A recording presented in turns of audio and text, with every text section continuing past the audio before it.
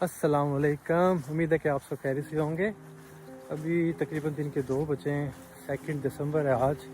वो दिसंबर की सर्दी, वाह शायर ने क्या खूब कहा है।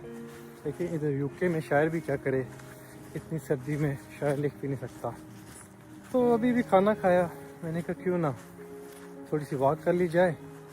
भूख सख्त लगी हुई थी, अभी जॉब से वापस आया तो खाना थोड़ा ज़्यादा खा लिया।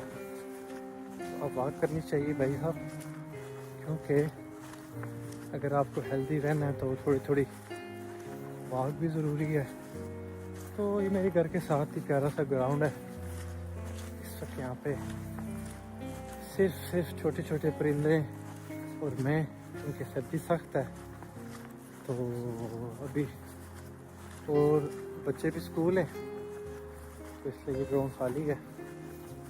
तो वॉक करते करते एक ज़हन में ख्याल सा आया, छोटी सी बात आई, मैंने कहा आप लोगों के साथ डिस्कस की जाए।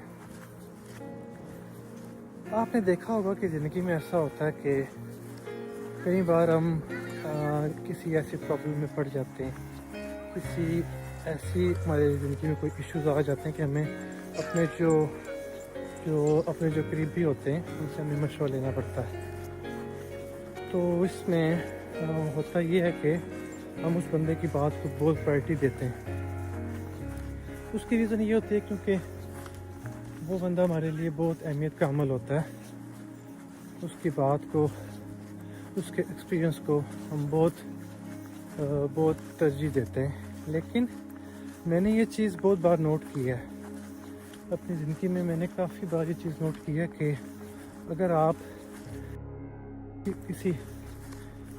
किसी अच्छे सोबर शख्स से एक मशवरा ले रहे हैं, उसकी ओपिनियन ले रहे हैं और आप उसकी बात को अहमियत देते हैं, लेकिन उसका मशवरा जो कि सपोज़ आपने उससे 1 माह पहले वो बात शेयर की है, अब 1 माह के बाद बिलीव मी उसका जो उस पर डिसीजन होगा, जो उस पर वो आपको अपनी जो ओपिनियन देगा वो टोटली डिफरेंट होगा। क्योंकि बेशक वो आपके साथ फेयर है, बेशक उसने अपनी पूरी खुलूस नीयत से आपके साथ वो बात शेयर की, आपको हेल्प आउट किया, आपको मदद करने की कोशिश की है।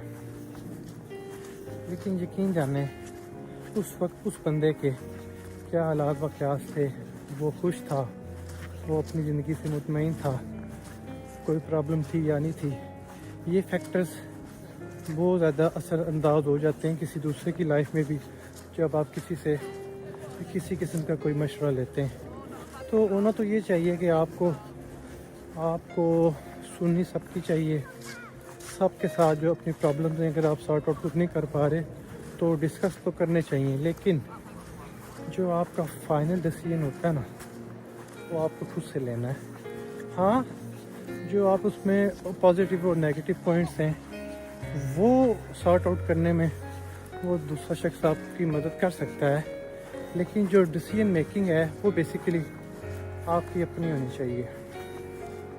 क्योंकि यकीन जाने अभी मुझे यूके में आए हुए 2 साल होने वाले हैं। यहाँ पे आके मैंने कुछ चीज़ें, ठीक है पाकिस्तान में हमारे लिए इजी था, हम अपनी प्रॉब्लम्स को सॉर्ट आउट कर सकते थे। यहाँ पे क्योंकि कभी कभी आपको हेल्प लेनी पड़ जाती है।